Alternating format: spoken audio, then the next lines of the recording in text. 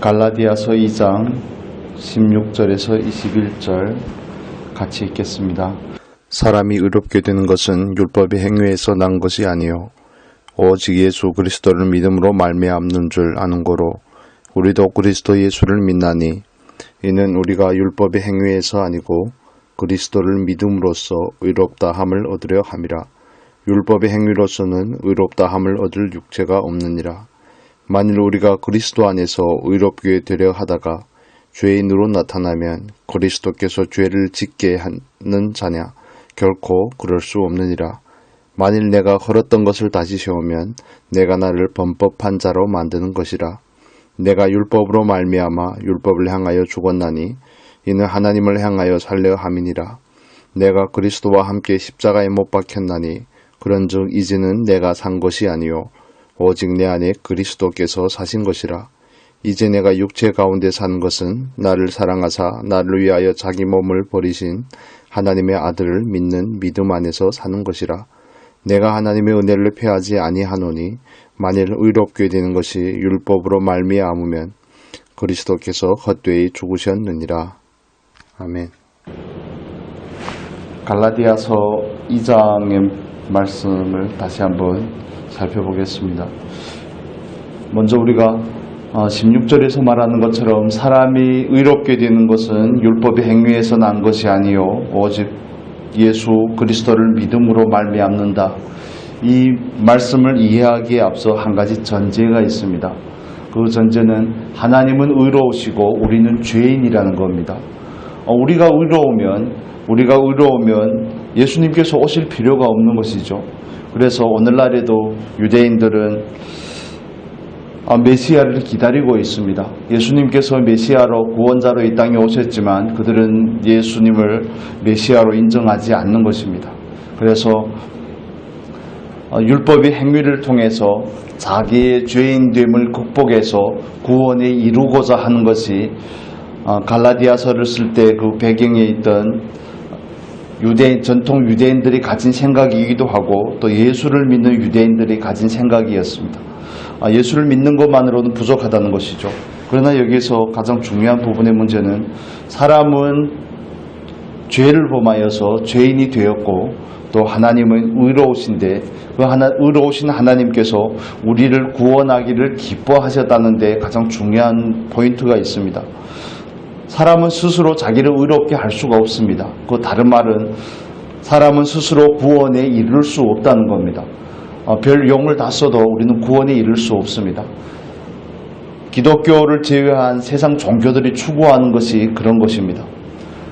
불교, 예를 들면 불교 같은 데서도 불교는 석가모니를 믿는 종교가 아니죠. 불교는 내가 성불을 해야 된다는 종교입니다. 내가 나를 초월해야 된다 그러죠. 108배를 한다든지 여러 가지 그런 수련을 통해서 나를 초월을 해서 내가 온전한 자유에 이르는 것, 온전한 해탈에 이르는 것을 목적으로 하고 있습니다. 그러나 기독교는 그렇지 않습니다. 기독교는 사람의 능력으로서는 구원에 이를 수 없지만 하나님께서 우리를 사랑하셨기 때문에 우리가 죄인이었음에도 불구하고 그 아들을 보내서 우리를 구원해 주셨다는 겁니다. 이것을 우리는 은혜라고 그러는 것이죠. 성경에서 요한일서 3장 4절의 말씀을 보면 죄를 짓는 것을 불법이라고 그렇게 말합니다. 이 말의 의미인즉 하나님의 말씀을 지키지 않는 것 자체가 죄입니다. 아담과 하와가 선악과의 열매를 먹지 말라고 하셨는데 그 말씀을 어기는 것이 죄였죠. 그래서 아담과 하와의 후손인 모든 사람들은 다 죄인입니다. 죄인은 스스로 구원할 수 없다는 것을 우리가 먼저 인정을 하고 하나님께서 의로우시고 하나님께서 우리를 구원하셨다는 사실로 나아가야지 그 은혜가 되고 감사가 되는 겁니다. 그렇지 않으면 자기 잘난 맛에 살만한데 하나님 구원해 주셨다 그러면 별로 은혜가 안 되거든요. 별로 감사하지도 않습니다. 세상을 살아가는데 소위 세상에서 잘 나간다 그럴까요? 세상 사는데 전혀 걱정이 없는 사람들은 예수에 대한 필요를 느끼지 못하고 있습니다. 왜냐하면 스스로도 살만하기 때문에 그렇습니다. 그건 단순하게 삶에 대한 부분들이지만 다시 원점으로 돌아와서 하나님은 의로우시고 우리는 죄인인데 하나님께서 은혜를 베풀어 주셔서 우리로 자녀를 삼아 주신 겁니다. 우리로 의롭다 칭함을 얻게 한 겁니다. 우리가 의롭다고 칭함을 받았다는 것은 더 이상 죄인이 아니라는 것을 말하는 겁니다. 이제는 무죄라는 것을 말하죠. 우리가 이 은혜를 입었기 때문에 오늘날에도 하루하루의 삶 가운데서 하나님의 뜻대로 살고자 하는 겁니다. 고린도후서 5장 17절의 표현을 따르면 그런 중 누구든지 그리스도 예수 안에 있으면 새로운 피조물이라. 예전 것은 어떻게 말합니까? 예전 것은 지나갔으니 보라 새 것이 되었도다. 저와 여러분은 하나님 안에서 새로운 피조물이 된 줄로 믿습니다. 그렇기 때문에 예수를 믿었으니까 이제는 죄를 지을 수 없다는 것이 아니라 죄를 지을 수 없다는 것, 죄를 지을 수 있습니다. 그러나 죄를 지으려고 하지 않는다는 겁니다. 작정을 하고 죄를 지으려고 하지 않는다는 겁니다. 왜냐하면 이 마음에 이 우리들 안에 영이 새롭게 태어났기 때문에, 새롭게 중생했기 때문에, 새로운 피조물이 되었기 때문에, 예수님과 하나가 되었기 때문에 이제는 예수님께서 원하시는 것을 우리도 원하고 하나님께서 기뻐하는 것을 우리도 기뻐하고 하나님의 뜻이라면 우리도 순종하고자 하는 그런 마음들이 생겼다는 겁니다. 그러나 예수를 믿기 전에는 그런 마음이 전혀 없습니다. 예수를 믿기 전에는 모든 초점은 나에게 있습니다. 자녀들이 잘 되는 게 자녀들을 사랑해서 그런 것처럼 보이지만 예를 드는 겁니다. 그렇지만 결국엔 나를 위해서 그런 겁니다.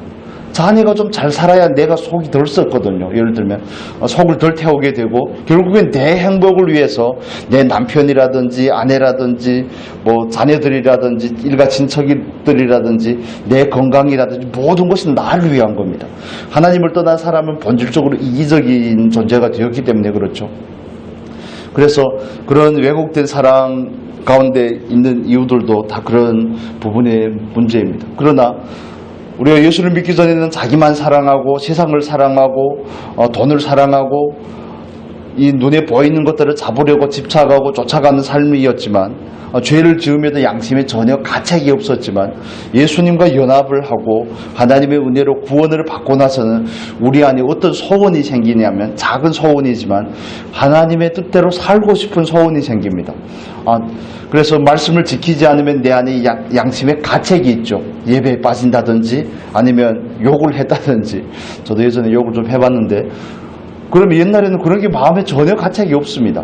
죄를 미워한다든지 누구에 대해서 뒤에서 뒷담화를 한다든지 이런 데 전혀 가책이 없었지만 은혜로 구원을 받고 새로운 피조물이 되고 나서는 우리들의 마음의 방향이 옛날에는 세상으로 쏠려서 가던 것이 이제는 하나님을 향해서 나아가게 되는 겁니다. 그걸 우리 마음의 중심이 바꿔졌다고 말하는 거죠. 마음의 경향성이 바뀌었다는 겁니다. 마치 자석이 쇠를 끌어당기는 것과 마찬가지로 하나님께서 우리의 소원을 끌어당기는 겁니다. 우리 소원이 하나님을 원하는 것입니다.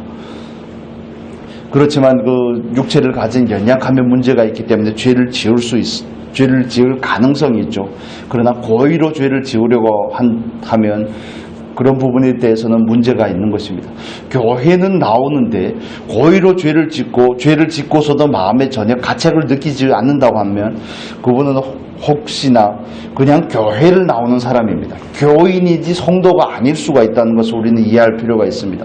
교회를 나왔다고 해서 다 구원을 받았다고 말하기가 힘든 부분이 이런 부분이 있습니다. 정말 중생하고 정말 거듭난 사람이면 하나님의 말씀대로 살지 못하는 것이 마음에 좀 양심이 찔리고 가책을 받게 되어 있습니다. 왜냐하면 그 영혼이 살아있기 때문에 그렇습니다. 감각이 있는 것이죠. 죄에 대해서 감각이 있고 하나님의 말씀에 대해서 감각이 있는 겁니다. 그래서 한국 교회가 이런 부분에 있어서 좀 오해한 부분들이 뭐냐면 그러면 예수를 믿어서 구원을 받았으니까 아무렇게 해도 살아도 되겠네. 극소수의 사람들이지만 이렇게 자기 정당화를 하는 사람들이 굉장히 많습니다. 교회 가서 회개하면 되지. 예수를 믿었으니까 구원은 따는 당상이 되었으니까 이제는 내 마음대로 살아도 되겠네. 이 세상에서 복을 받고 살면 되겠네. 이렇게 말하는데 그러나 갈라디아서가 우리에게 말하는 것은 예수님과 연합해서 같이 죽고 같이 산 사람이 그럴 수 없다는 겁니다. 그런 사람은 방금 말씀드린 것과 같이 아직 중생하지 않은 사람일 가능성이 굉장히 높습니다. 그러지 않으면 히브리서 6장에서 말하는 것처럼 정말 하나님의 은혜를 받고 빛을 받고 계시를 받고 정말 구원을 받은 사람인데 죄를 반복적으로 지음으로 인해서 그 마음이 마비가 된 겁니다. 마음에 기름이 꼈다 그러죠. 구약식의 표현들을 말하면 마음의 기름에 엉켜서 더 이상 감각이 없어진 그런 경우일 수가 있습니다. 그래서 이 부분은 굉장히 중요한 문제입니다. 그래서 사도 바울이 우리에게 말하고자 하는 것, 믿음으로 구원을 얻는다는 것은 믿기만 하고 삶은 아무렇게 살아도 된다는 걸 말하는 게 아닙니다. 율법 따위 하나님의 말씀 따위는 지키지 않아도 된다는 것을 말하는 게 아니라 예수님과 연합해서 의롭게 되었기 때문에 말씀을 따라서 사는 것은 너무 당연하다는 것을 우리에게 말하는 겁니다. 그래서 20절의 말씀에 이렇게 나오죠. 20절 우리가 다시 한번 같이 읽겠습니다.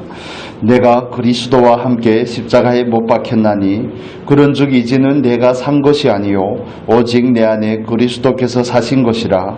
이제 내가 육체 가운데 사는 것은 나를 사랑하사 나를 위하여 자기 몸을 버리신 하나님의 아들을 믿는 믿음 안에서 사는 것이라. 아멘. 이제는 예수님과 내가 함께 죽었기 때문에 내가 사는 것이 아니요 내 안에 예수님께서 사는 것이기 때문에 예수님이 원하는 것은 하나님께서 원하시는 것이거든요.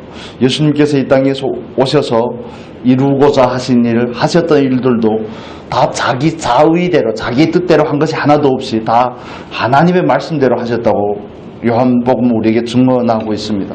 그것과 마찬가지입니다. 우리는 예수님과 함께 죽고 예수님과 함께 부활한 줄로 믿습니다. 우리는 이 두 가지 측면을 믿는 겁니다. 나의 옛사람은 예수님과 함께 십자가에서 죽었고 예수님과 함께 죽어 무덤에 장사되었다가 3일 만에 다시 부활을 한 겁니다. 그래서 예수님께서 부활의 첫 열매가 되셔서 우리에게 부활의 소망을 주신 겁니다. 그래서 저와 여러분에게 있어서 이 땅은 전부가 아닌 것이죠. 우리는 그 나라를 바라보며 하루하루를 살아가는 사람인 줄로 믿습니다.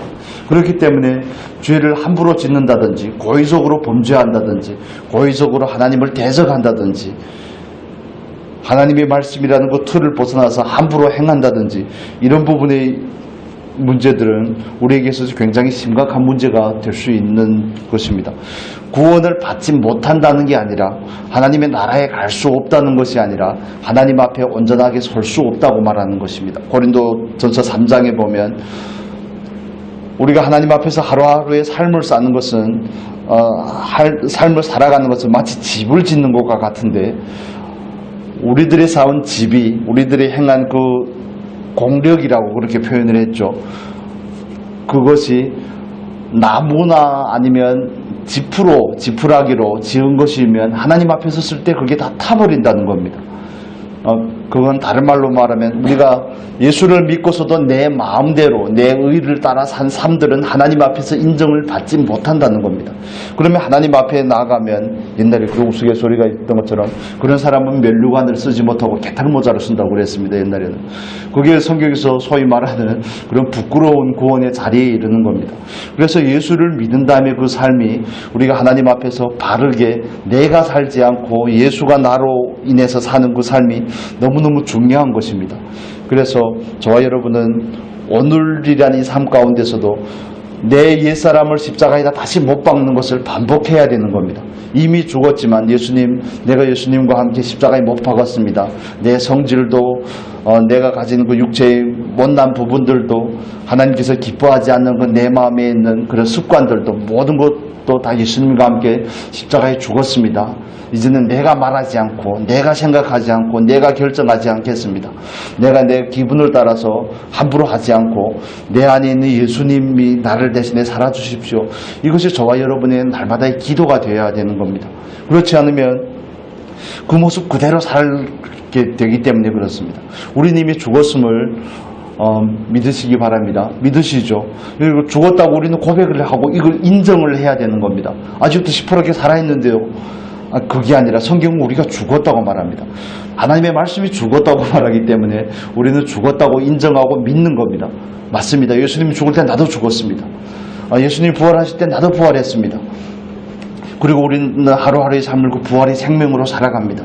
예수님께서 내 안에 그 부활의 생명이 되기 때문에 그렇습니다. 우리는 이 믿음을 가지고 사는 것입니다. 그래서 이 말씀 우리에게 20절의 말씀 우리에게 적용을 해본다면 우리는 구원의 은혜에 대한 감격을 가지고 하루하루의 삶을 사는데 내가 주인 돼서 사는 것이 아니라 예수님께서 저와 여러분 안에서 살아갈 수 있기를 바랍니다. 그러려면 나를 부인하고 십자가에다 못 박아야 되는 겁니다. 반복해서 그 일을 해야 됩니다. 회개하고 또 그런 우리를 통해서 드러나는 그런 육체의 문제들을 십자가에 못 박아야 되는 겁니다.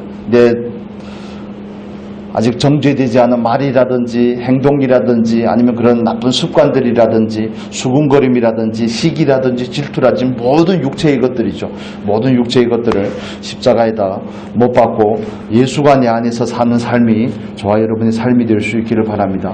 이렇게 살아야지만 그리스도인으로서 이런 삶을 살아야지만 하나님 앞에 설 때 정말 하나님께서 우리에게 착하고 충성된 종아 이렇게 우리를 평하실 수가 있다는 것입니다.